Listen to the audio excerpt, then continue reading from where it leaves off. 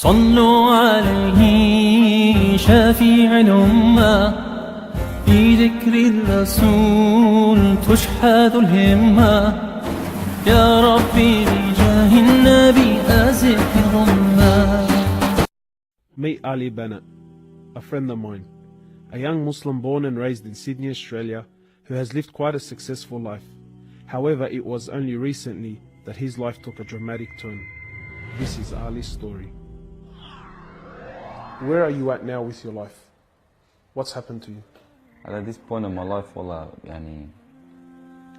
I've been gifted alhamdulillah by Allah with cancer throughout my body, and I've changed my whole life to sort of helping people. Why do you call it a gift, Ali? And alhamdulillah, it's a gift because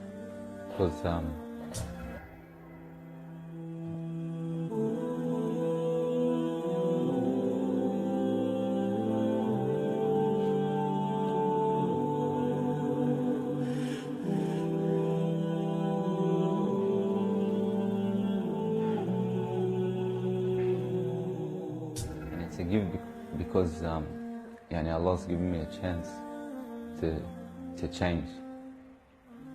What has having cancer, what has it opened your eyes to? SubhanAllah, everything in life, even the smallest gift, like breathing fresh air.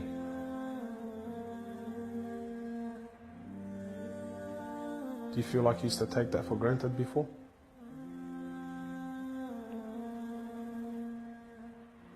How long have you had cancer? 4 months now. Ali was diagnosed with stage 4 cancer and given only 7 months to live. Upon finding the news, he immediately sold his successful business and was forced to reconsider the lavish lifestyle he was accustomed to. Everything was to change. Ali, what was your reaction when you came to know you had cancer? I got rid of my cars, I got rid of my watches, even my clothes. I took them with me overseas and I gave them to a lot of people up there. So I wanted to try to leave this world without anything. So you're on a mission to get rid of your dunya. It wasn't until Ali invited us into his room that we truly understood the luxurious lifestyle that he was living and the extent of the sacrifice that he was making. What's all this, Ali? Talk to me, explain this It's stuff. a bracelet, costs about 60,000. $60,000. Yeah. What do you have in these boxes, Ali? They're all my shoes, alhamdulillah. Louis Vuitton? All Louis Vuitton. How much is something like this worth, Ali? They're probably about 1,300. How much you pay for that, Ali? About 700 Pounds. for a pair of thongs, yeah. So what's happening with the sunglasses here, Ali? I just like collecting different sunglasses. Yeah? I've got rid of a lot of them. I gave them to a couple of brothers in Africa, alhamdulillah. So you're telling me there's a kid in Africa that's walking around with Louis Vuittons and...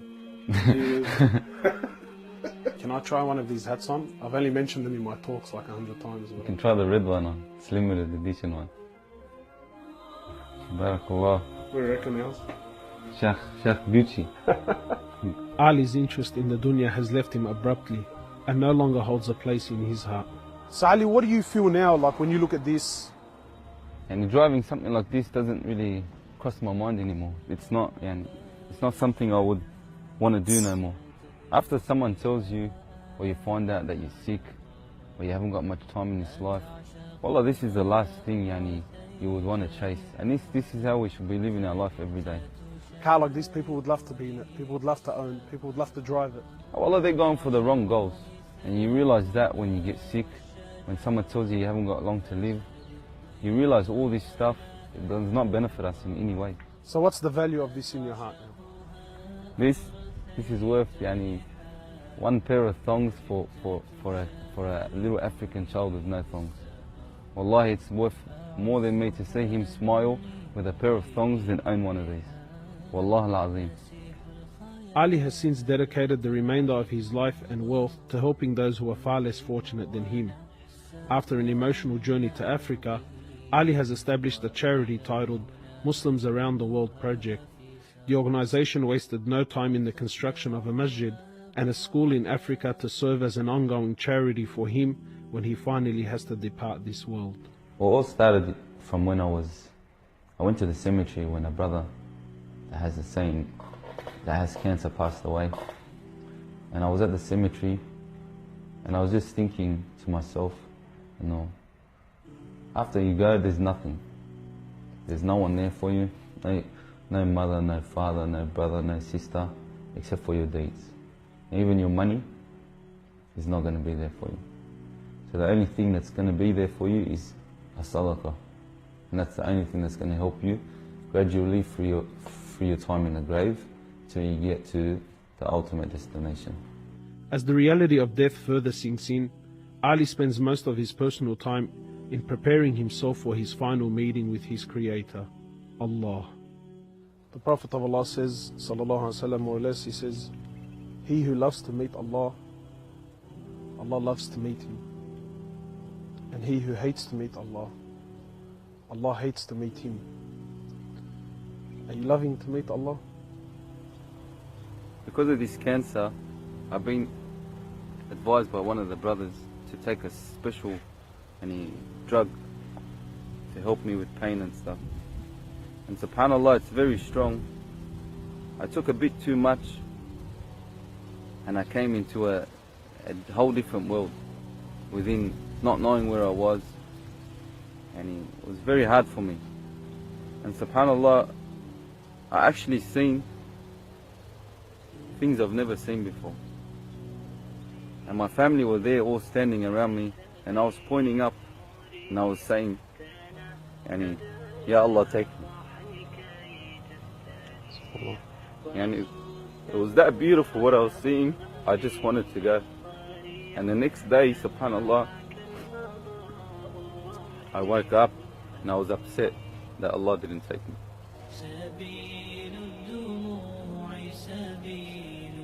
Well, I ask Allah subhanahu wa ta'ala to purify you and to give you shifa and to keep you around us for a long time. Allah, may Allah subhanahu wa ta'ala reward you.